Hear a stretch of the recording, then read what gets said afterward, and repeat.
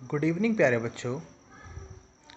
आज ये हमारी सेकंड क्लास है 11th बायोलॉजी की और हमने इससे पिछले वाले लेक्चर में डिस्कस किया था चैप्टर फर्स्ट लिविंग वर्ल्ड को। लिविंग वर्ल्ड में हमने पढ़ा था कि लाइफ क्या होती है, लिविंग बीइंग क्या होती है, लिविंग बीइंग और नॉन लिविंग में क्या डिफरेंस है, एक लिविंग बीइंग के क्या कैरेक्टरिस्टिक फीचर्स होते हैं जिनसे हम ये पता कर सकते हैं कि कोई चीज़ जो हमारे सराउंडिंग में है वो लिविंग है या नॉन लिविंग है।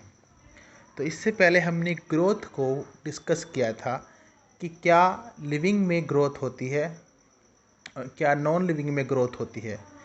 होती तो दोनों के अंदर है, लेकिन जो ग्रोथ है वो मेनली एक लिविंग बीइंग का, एक लिविंग ऑर्गेनिज्म का कैरेक्टरिस्टिक फीचर है। अब नेक्स्ट पॉइंट्स की तरफ बढ़ते हैं, यानी कि नेक्स्ट कैरेक्टरिस्टिक फीचर की तरफ बढ़ते हैं, जिनमें से दूसरा है हमारा आज का रिप्रोडक्शन। हम सभी जानते हैं कि जो बेजान वस्तुएं होती हैं, नॉन लिविंग होती हैं, वो कभी भी रिप्रोडक्शन नहीं कर सकती। तो क्या सिर्फ लिविंग बीइंग ही रिप्रोडक्शन कर सकते हैं? तो पहले हमें ये पता करना होगा कि रिप्रोडक्शन होता क्या है। रिप्रोडक्शन यानी कि प्रजनन। अपनी जाति को बचाने के लिए, अपने वंश को बचाने के लिए हर जिंदा ऑर्गेनिज्म, हर लिविंग ऑर्गेनिज्म, हर प्राणी प्रजनन करता है, बच्चे संतानें पैदा करता है ताकि उसका वंश, उसकी जाति बनी रहे। The formation of new individual of the similar kind, अपने ही जैसे संतान उत्पन्न करने की जो क्षमता जीवन में होती है उसको रिप्रोडक्शन कहते हैं। रिप्रोडक्शन जो है वो सर्वाइवल के लिए ज़रूरी नहीं है, यानी कि ज़िंदा रहने के लिए ज़रूरी नहीं है।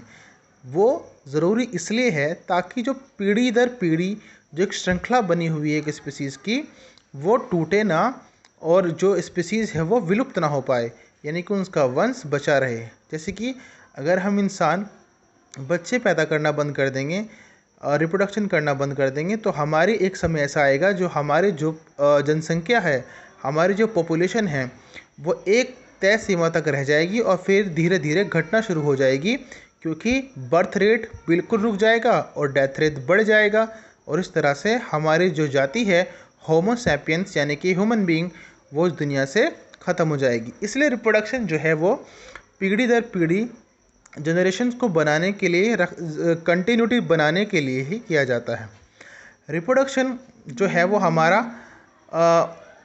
एक तरह से लिविंग बीइंग का एक, हाँ ये नहीं कह सकते कि पक्का ये लिविंग बीइंग का ही कैरेक्टरिस्टिक फीचर है, क्योंकि कुछ ऐसे अपवाद भी हैं जो कि लिविंग बीइंग होने के बावजूद भी रिप्रोडक्शन नहीं कर सकते। जैसे कि म्यूल होता है, खच्चर, वो रिप्रोडक्शन नहीं कर सकता। जो बीज होती हैं, स्टेराइल बीज, यानी कि जो मधुमक्खियाँ होती हैं, वो रिप्रोडक्शन नहीं कर सकती, एक्सेप्ट जो रानी मक्खी होती है, ड्रोन, उसको छोड़कर। और जैसे कि कोई स्टेराइल ह्यूमन होते हैं, नपुंसक, वो भी रिप्रोडक्शन नहीं कर सकते। तो लिविंग तो हैं, लिविंग बीइंग तो हैं, लेकिन फिर भी रिप्रोडक्शन नहीं कर पा रहे हैं। इसकी वजह कुछ और है। तो इसीलिए एक तरह से मेन कैरेक्टरिस्टिक फीचर नहीं है रिप्रोडक्शन। फिर भी नॉन लिविंग के अंदर क्योंकि रिप्रोडक्शन करने की पावर या रेप्लिकेट करने की पावर नहीं होती है, इसलिए ये नॉन लिविंग का कैरेक्टरिस्टिक फीचर नहीं है, सिर्फ और सिर्फ लिविंग बीइंग का है। आई होप आप समझ पाए होंगे। नेक्स्ट आगे की तरफ बढ़ते हैं हम मेटाबॉलिज्म पर। मेटाबॉलिज्म किसे कहते हैं? जितनी भी किसी भी जीव के अंदर रासायनिक अभिक्रियाएं होती हैं, केमिकल रिएक्शंस होती हैं, उन सभी को हम मेटाबॉलिज्म कहते हैं। The sum of total of all types of chemical reactions occur in an individual called metabolism. अब जो मेटाबॉलिज्म होता है वो जितने भी हमारे शरीर के अंदर चलने वाले रिएक्शंस हैं, जैसे कि हमारे अंदर ग्रोथ हो रही है, हमारे अंदर रेस्पिरेशन हो रहा है, हमारे अंदर डाइजेशन हो रहा है, हमारे अंदर कोई चीज़ बन रही है, कोई चीज़ टूट रही है, जितनी भी रिएक्शंस हैं हमारे अंदर या और दूसरे ऑर्गेनिज्म के अंदर, उनकी सारी रिएक्शंस के सम को क्या कहते हैं? हम मेटाबॉलिज्म कहते हैं। अब मेटाबॉलिज्म को दो प्रकार से हमने बांटा हुआ है। पहला है हमारा कैटाबॉलिज्म, यानी कि कैटाबॉलिक रिएक्शंस, और दूसरा है हमारा एनाबॉलिज्म या एनाबॉलिक रिएक्शंस। अब कैटाबॉलिक को क्या कहते हैं? देखिए नाम से हम इसको ऐसे पता कर सकते हैं कि कैटा। कैटा का मतलब हो जाएगा यहाँ पर कटा, कटा या कट। तो कट करना, तो जब हम किसी चीज़ को कट करेंगे तो वो टूटेगी, ब्रेक डाउन होगी। तो जितनी भी रिएक्शंस हमारी बॉडी के अंदर या एक लिविंग ऑर्गेनिज्म के अंदर ब्रेक डाउन रिएक्शंस होती हैं टूटने वाली, जब कोई बड़ी चीज़ छोटी छोटी चीज़ों में टूट जाती है तो उसको हम कैटाबॉलिज्म रिएक्शंस कहते हैं या कैटाबॉलिज्म कहते हैं। इसके एग्जांपल हम देख सकते हैं, डाइजेशन है, रेस्पिरेशन है। डाइजेशन में हम क्या देखते हैं, जो भी हम खाना खाते हैं वो हमारे शरीर में जाने के बाद पच जाता है, यानी कि वो अपने कंपोनेंट्स में, अपने कंटेंट्स में टूट जाता है। प्रोटीन अलग हो जाती है, कार्बोहाइड्रेट अलग हो जाता है, फैट अलग हो जाता है, विटामिन्स अलग हो जाते हैं, मिनरल्स अलग हो जाते हैं। तो ये सब के सब क्या होते हैं, ब्रेक डाउन होते हैं। ऐसे ही रेस्पिरेशन में होता है। रेस्पिरेशन में जब हम सांस लेते हैं, ऑक्सीजन जाती है हमारे बॉडी के अंदर, तो ऑक्सीजन किससे रिएक्ट करती है, ग्लूकोज से। और ग्लूकोज टूटता है कार्बन डाइऑक्साइड में, एनर्जी में और वाटर में। तो क्या हुआ, यहाँ पे ग्लूकोज टूट रहा है किसमें, कार्बोहाइड्रेट CO2 में, कार्बन डाइऑक्साइड में, वाटर में और एनर्जी में। तो रेस्पिरेशन भी क्या है, कैटाबॉलिक रिएक्शन है। अब बढ़ते हम एनाबॉलिज्म की तरफ या एनाबॉलिक रिएक्शंस। तो जितनी भी ऑल बिल्डिंग अप, यानी कि कैटाबॉलिज्म का उल्टा होता है एनाबॉलिज्म। इसमें चीज़ें टूट रही थी, इसमें चीज़ें बन रही हैं, बिल्डिंग अप हो रही है। तो जितनी भी किसी भी लिविंग ऑर्गेनिज्म के अंदर बिल्डिंग अप, निर्माणकारी रिएक्शंस होती हैं, उनको हम एनाबॉलिक रिएक्शंस कहते हैं या एनाबॉलिज्म कहते हैं।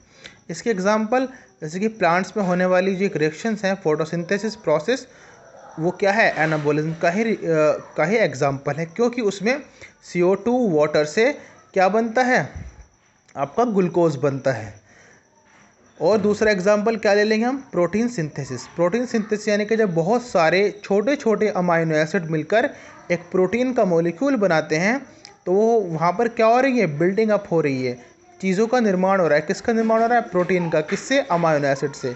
तो फोटोसिंथेसिस और प्रोटीन सिंथेसिस ये क्या है, ये आपके एनाबॉलिक रिएक्शंस के ही एग्जाम्पल हैं। इसीलिए जो नॉन लिविंग चीज़ें होती हैं वो कभी भी मेटाबॉलिज्म को शो नहीं करेगी। इसलिए ये सिर्फ और सिर्फ मेटाबॉलिज्म लिविंग ऑर्गेनिज्म का ही क्या है, कैरेक्टरिस्टिक फीचर है, नॉन लिविंग का नहीं है। आगे बढ़ते हम, कॉन्शियसनेस। कॉन्शियसनेस का मतलब क्या होता है, जो हमारे अंदर क्या होती है, संवत्ता होती है या फिर जो हमारी चेतना होती है, उसको हम कॉन्शियसनेस कहते हैं। कॉन्शियसनेस मतलब अवेयरनेस ऑफ द सराउंडिंग।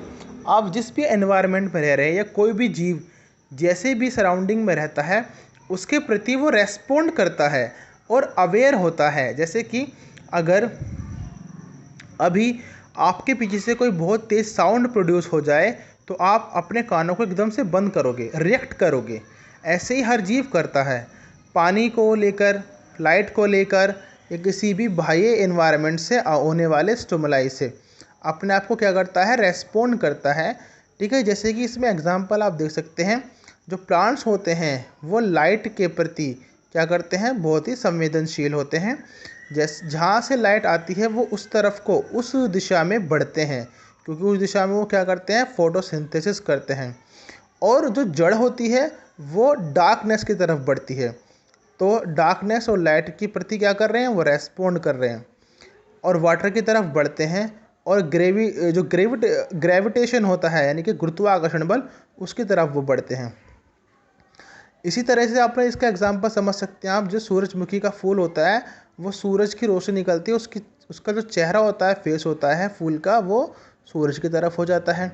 ऐसे ही जो आपने टच मी नोट प्लांट देखा होगा, छुई मुई का पौधा, उसको अगर कोई चीज़ टच करती है तो वो मुरझा जाता है। और बहुत सारे ऐसे पौधे हैं, और हमारे अंदर तो खासकर, क्योंकि हम भी एनिमल हैं, एनिमल ज़्यादा रेस्पॉन्ड करते हैं और ज़्यादा रैपिडली रेस्पॉन्ड करते हैं अपने सराउंडिंग में। तो ये भी कैरेक्टरिस्टिक फीचर जो है कॉन्शियसनेस का, ये सिर्फ और सिर्फ लिविंग बीइंग के अंदर ही हो सकता है, नॉन लिविंग के अंदर नहीं होता।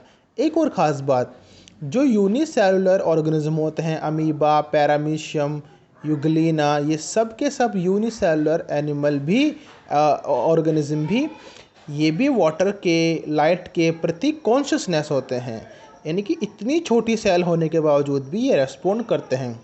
नेक्स्ट चीज़ जो है वो है लाइफ स्पैन। लाइफ स्पैन का मतलब क्या होता है? जीवन काल।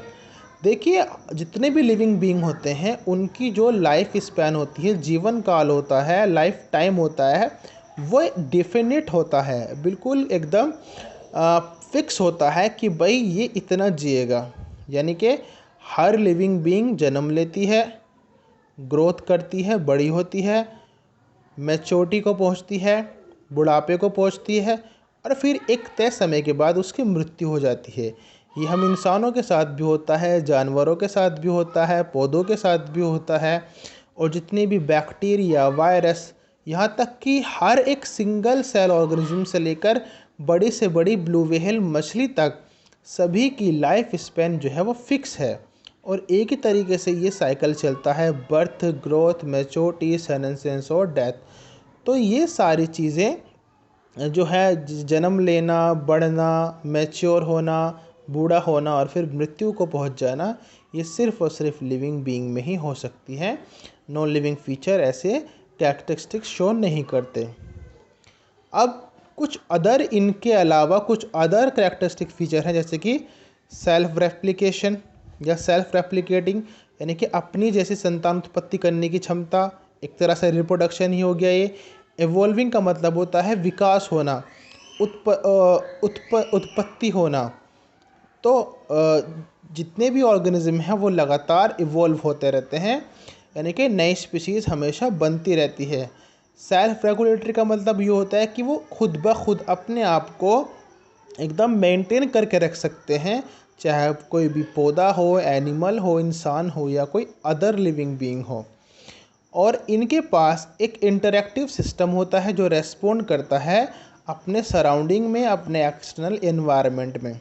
अब हमारी ही बात ले लीजिए, जब सर्दी आती है तो हमारा जो लाइफ स्टाइल होता है वो चेंज हो जाता है। गर्मियाँ आई हुई हैं तो तब अलग चेंज हो जाता है।